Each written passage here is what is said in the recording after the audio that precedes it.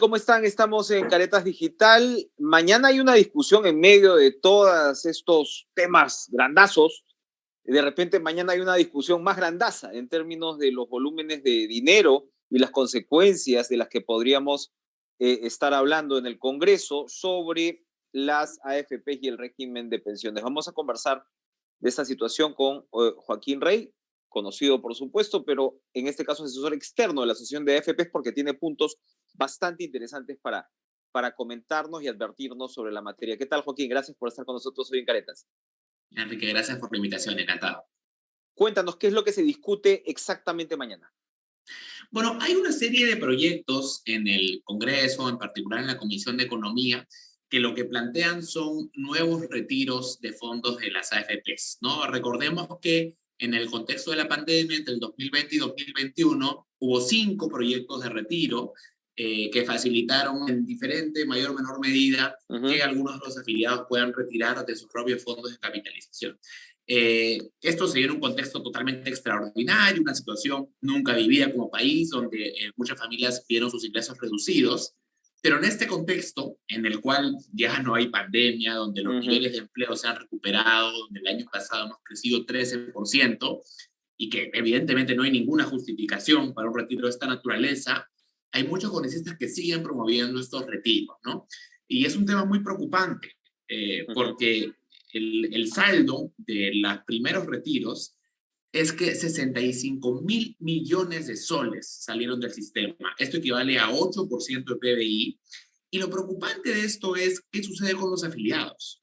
Porque hay 2.3 millones, ojo, 2.3 millones que se quedaron con 0 soles en sus cuentas de capitalización de AFPs. Es decir... Y alguna pensión van a necesitar en su vejez, evidentemente. Y la pregunta es, ¿quién va a proporcionar esa pensión, no?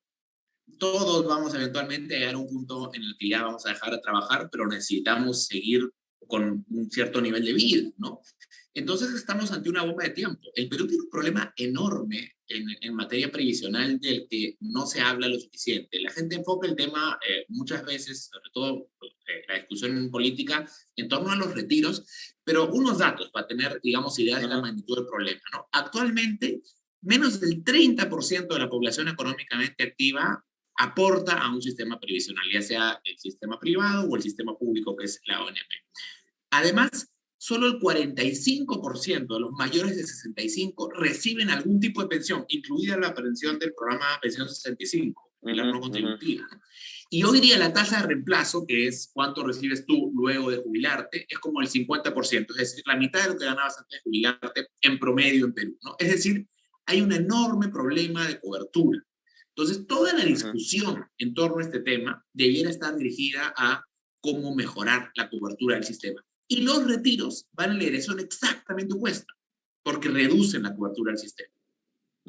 Ahora, ojo, y además con una población que va a ser cada vez mayor, ¿no? O sea, es decir, nuestro famoso bono demográfico, donde tienes de alguna manera muchos más jóvenes que personas pues maduras o en edad de jubilación, eso también se va a ir invirtiendo. Y el problema se va a ir agrandando y va a ser cada vez más dramático.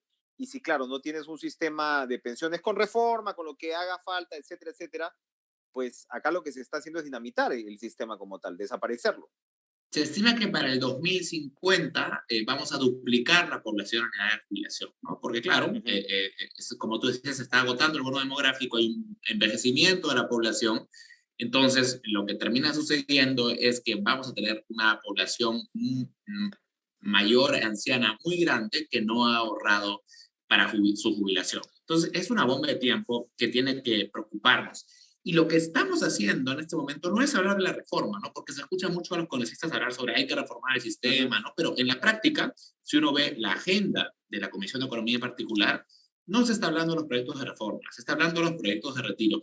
Y son proyectos de retiro. Perdóname, Perú Libre y Podemos son los caseritos, son los reyes de la fiesta ahí. Sí, bueno, sí, es verdad, digamos, Podemos tiene una agenda en torno al tema pensionario que viene atrás del Congreso del 2020-2021, ¿no? Y efectivamente ahora Perú Libre, ¿no? Perú Libre, por ejemplo, promueve este proyecto del 100% retiro.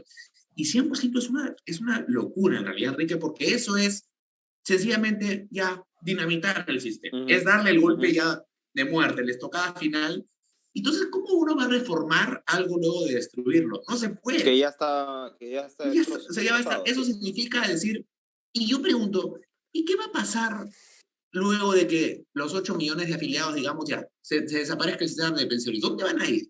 Van a ir a la ONP, que es un sistema con enormes problemas, que es un sistema que tiene una deuda gigante previsional actuarial, Ujú, un sistema quebrado. La pensión 65, que paga $125 al mes y que no aumenta las contribuciones hace 11 años, ¿qué va a pasar con todos sus afiliados? Entonces, es realmente ujú, una falta de seriedad tremenda. ujú. Tenemos que... Nadie dice que el sistema privado sea perfecto, obviamente. Hay muchas cosas por mejorar, pero hay que empezar a tener esa discusión seria Ujú, de la ujú. reforma. Y hay propuestas, ¿eh? Las propias AFPs han hecho Hay propuestas muchas vinculadas a... propuestas, así es. La SBS, la asociación, el MEF, hay por lo menos 4 o 5 propuestas serias que tendrían que ponerse en cartera. Ahora, a mí me interesaba mucho saber, porque siempre lo de Chile es un referente, entonces Chile ha tenido también en la pandemia una serie de leyes de retiro, pero entiendo yo que esta propuesta de quinto retiro se ha chocado con la oposición del nuevo gobierno izquierdista. Parece que acá el gobierno pues no es tan, digamos, no, como no la tiene clara casi en ningún aspecto, seguramente, probablemente el ministro Graham la tenga un poco más clara que todo el entorno que lo rodea, pero de hecho la bancada de Perú Libre es la que, digamos, encabeza, ¿no?, la presentación de estos proyectos de retiro. Entiendo yo que en Chile el propio gobierno de izquierda, como decía, ha dicho, oye, aguanta un rato. ¿Cómo está la discusión en Chile? Sería interesante que nos actualices porque siempre se jala, incluso hace algunos días, ¿no? Había algún parlamentario que decía, pero acá en Chile están aprobando todos los proyectos de retiro y acá los congresistas están pasando piola. Y parece que no es tanto así. Bueno, de hecho, digamos, a nivel del Ejecutivo acá, efectivamente hay una, aparentemente no se ponen de acuerdo, porque uno tiene por un lado Uh -huh, la congresista y ministra Betsy Chávez, que está promoviendo los retiros, pero el mismo gabinete del ministro Graham de Economía, que está en contra de los retiros del lado del MEF, ¿no? Entonces, parece que no hay un mensaje coherente ahí. Y bueno, respecto a lo que sucede en Chile, efectivamente durante la pandemia han habido retiros, hubo retiros, y como digo, el contexto de pandemia era totalmente distinto al actual. Entonces, ahora uh en -huh, Chile nadie está proponiendo nuevos retiros, porque sencillamente ya la pandemia no es una excusa. Hablar de la pandemia ahora en términos es demagogia. Hoy día el producto está a niveles mayores de los que estaba a enero, febrero del 2020, cuando empezó todo esto. uh -huh. Entonces, eso no es un argumento. Está habiendo un debate sobre la reforma en Chile, efectivamente, y es el tipo de debate que podemos tener acá. El tema, Enrique, es que es muy difícil tener un debate sobre reforma con un Congreso cuya única agenda son proyectos de retiro. La, la, la, el sistema previsional es un sistema muy regulado. Se creó por un decreto legislativo en el año 92 y solamente puede hacer innovaciones o cambios si es que eso se aprueba por ley. No es como cualquier otro sector, cualquier otra empresa que decide innovar y ofrece un nuevo producto, un nuevo tipo de comisión, que eso no puede, porque está muy regulado. Y quien tiene que cambiar las regulaciones es el Congreso. Entonces, está en manos del Congreso permitir que haya cambios, innovaciones y permitir que haya, por ejemplo, una comisión sujeta al desempeño, que es algo que piden, por ejemplo, muchos afiliados. Y las Uh -huh, AFPs están totalmente dispuestas a esa posibilidad. Pero para uh que se -huh. concrete, se necesita que el Congreso participe en esa discusión y se apruebe. Porque, como digo, todo lo que está en la ley es lo que hacen las AFPs. Así se ha creado el sistema y hasta ahora es así. Uno diría que los nortes de una reforma se basan mucho en el tema de cobertura, en el tema de comisiones y en el tema de competencia, ¿verdad? O sea, probablemente esos tres son los pilares que en todo caso deberían abordarse. Sí, yo diría, cobertura es lo fundamental, porque tenemos un país muy informal en el que mucha gente no contribuye a ningún sistema previsional. Incluso en el ámbito formal tienes hasta los independientes que lo pueden hacer de manera optativa, pero la mayoría no contribuye. El otro gran elemento yo diría que es la sostenibilidad, que es un reto sobre todo del sistema público. El sistema privado, la gran ventaja del sistema privado es que son cuentas de capitalización individual y cada quien recibe en función a lo que aporta. Entonces Uh -huh, ahí no hay un problema de sostenibilidad como sí lo hay en la ONP. La ONP es un sistema donde es un fondo común que nadie sabe bien cuánto aportó cada uno y cuánto le toca a cada uno. Y al final lo que tenemos es que, digamos, si uno ve hacia el futuro, la ONP tiene más compromisos que aportes. Y eso es lo que se llama un hueco, una deuda actuarial, ¿no? Porque hay uh más -huh, ingresos, hay más retiros que ingresos hacia el futuro. Entonces, ahí hay un tema de sostenibilidad, ¿no? Y lo tercero El tema de las comisiones es sin duda un tema que muchos afiliados piden que sea debatido. Y hay apertura, por supuesto, a hablar sobre eso, ¿no? Actualmente hay dos tipos de comisión, ¿no? La Ujú, comisión sobre flujo y sobre saldo, ¿no? Lo que se llama la ujú, comisión mixta. Pero sí, por supuesto, la propia asociación tiene una propuesta de hacer una comisión que esté sujeta al desempeño. Hay ujú. totalmente esa apertura, pero el Congreso tiene que querer discutir sobre eso, ¿no? Y encontrar una fórmula que es perfectamente, que se puede plantear y se puede encontrar, Ujú, y sería en ujú. beneficio de todos. ¿Sí? Ahora, en una exposición que te escuchaba más temprano, tocabas un tema sumamente interesante que no circula mucho, que es cuál ha sido la consecuencia o la influencia del sistema de las AFPs en ciertos sectores de la economía. Y llamaba la atención, repito, el tema de hipotecas, ¿no? Hipotecas que en realidad pues digamos, una suerte de sello de entrada a la clase media, si se quiere, ¿no? Podemos discutir la definición de clase media, pero el hecho pues ya de tener una casa propia pagando una hipoteca marca pues una diferencia a cualquier familia de peruanos. Y lo que tú decías es que el negocio de las hipotecas, el rubro de las hipotecas se ha empleado de manera pero brutal a partir precisamente del fortalecimiento de las AFP. ¿Por qué es esto? Ujú.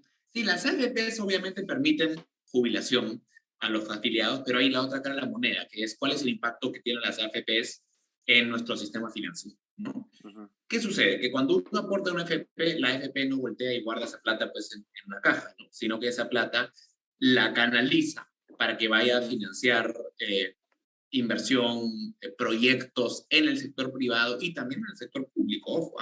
¿Y eso qué ha significado? Que se ha creado un ahorro enorme, un ahorro privado que ha facilitado el crédito de consumo, el crédito hipotecario. Entonces, la razón por la que hoy muchísimos, ¿no? Cientos de miles de peruanos acceden a hipotecas a tasas del 5,5, del 6, es una consecuencia del ahorro previsional, porque ha uh -huh, aumentado la oferta de ahorro y por lo tanto la tasa de interés baja. Hoy en día las tasas hipotecarias ya están subiendo, ¿no? La tasa promedio, de acuerdo con la SMS a marzo de este año, está como en 7,2, hace un año estaba en 5,3, algo así. O uh sea, -huh, ya uh tú -huh. estás viendo una consecuencia. Y las empresas que quieren acceder a bonos, a créditos, también están enfrentando tasas de interés más altas. Y no solo eso, el propio gobierno antes de los retiros, es un dato muy interesante, más o menos entre 25 y 30% de los bonos que emitía el gobierno peruano eran comprados por AFPs. Ahora eso está más o menos en 16%, porque las AFPs ya no tienen la liquidez. Han salido 65.000 millones de Claro, soles. Entonces, claro. incluso para el gobierno ahora es más caro endeudarse. ¿Y eso qué significa? Que el desarrollo es más caro, que ahora es más caro conseguir dinero para hacer carreteras, para hacer hospitales, para hacer colegios, ¿no? Entonces, los impactos van mucho más allá de lo evidente. Y no solo eso, toda esta inyección de crédito en los últimos 30 años, porque el sistema tiene como 30 años casi, han permitido, según estimaciones del exministro David Tuesta, que todos los años se agregue un 0,5% de crecimiento, precisamente a través de cómo facilita esto la inversión y el consumo, genera dinámicas virtuosas. Entonces, ya estamos viendo, mira, la semana pasada la calificadora Standard Poor's rebajó la calificación crediticia del Perú, de BBB más a BBB, Así que es la es. penúltima grado de inversión. Y en la nota, eso no lo digo yo, si uno lee la nota que publicó la calificadora, dice, bueno, primero el ruido político, que sin duda es un tema que afecta la confianza en el país, y como segundo habla de los retiros de FP. Y dice, claro, el Perú está en una posición mucho más vulnerable para conseguir recursos, porque ahora ya no hay tanto ahorro interno, y ahora tienes que voltear e irte a endeudamiento de afuera, y eso te somete a mucho más riesgos, entre otros al riesgo cambiario, a que te quieran o no te quieran prestar. Entonces, finalmente estamos en una posición como país mucho más vulnerable que tiene consecuencias a muchos niveles. Hace un tiempo revisaba archivos en fin, para alguna edición de aniversario de Caretas con pensadores como Sagasti, como De Soto en su momento, ¿no? Y ambos tenían, te estoy hablando de hace más de 30 años, ¿no? Efectivamente, o sea, el primer gobierno de García, comenzando Fujimori, cuando la cosa, y el reto del ahorro interno estaba, pero visto como una absoluta prioridad, ¿no? O sea, tenías Uh el -huh. tema inflacionario, pero tenías el tema del ahorro interno que no existía prácticamente en el país, ¿no? A esas alturas. Así que es una interesante vinculación la que planteas. Para terminar, quería de todas maneras reiterar, ¿qué es lo que exactamente va a discutir la Comisión de Economía en estos días? Estamos hablando de una votación de un consolidado de varios de estos proyectos para luego pasar al Pleno. Sí, es un dictamen que en realidad agrupa, hay unos 5 proyectos que están ahí y son proyectos que en mayor medida plantean retiros. El más extremo plantea un retiro de hasta el 100%, hay otro proyecto que plantea retiros de hasta 4 UITs, ¿no? Que es algo así, termina siendo algo así como entre 16.000 y 7.000 soles, ¿no? Y luego hay otros proyectos que ponen mayores condiciones para el retiro, ¿no? Pero en las estimaciones que hemos hecho es que si estos proyectos se aprueban, no se sabe cómo va a terminar el dictamen, porque los dictámenes, como tú sabes, a veces terminan como haciendo un mix de los proyectos y sale algo intermedio. Sí, ¿no? claro. Pero esto implicaría que terminen saliendo en total entre el 70 y el 100% del ahorro previsional total. O sea, es como decía al inicio, eso ya no es una reforma, esto es sencillamente una destrucción del sistema, ¿no? Entonces, es demasiado importante como para dejarlo así, ¿no? O sea, creo que hay que exhortar a los congresistas de que sean más responsables, porque ¿qué va a pasar con esos 8 millones de peruanos afiliados al sistema de acá a 20, a 30 años cuando no estén nada de trabajar? Nadie está hablando de eso. Y creo que hay que pedir esa discusión. Y un dato más, Enrique. Sí.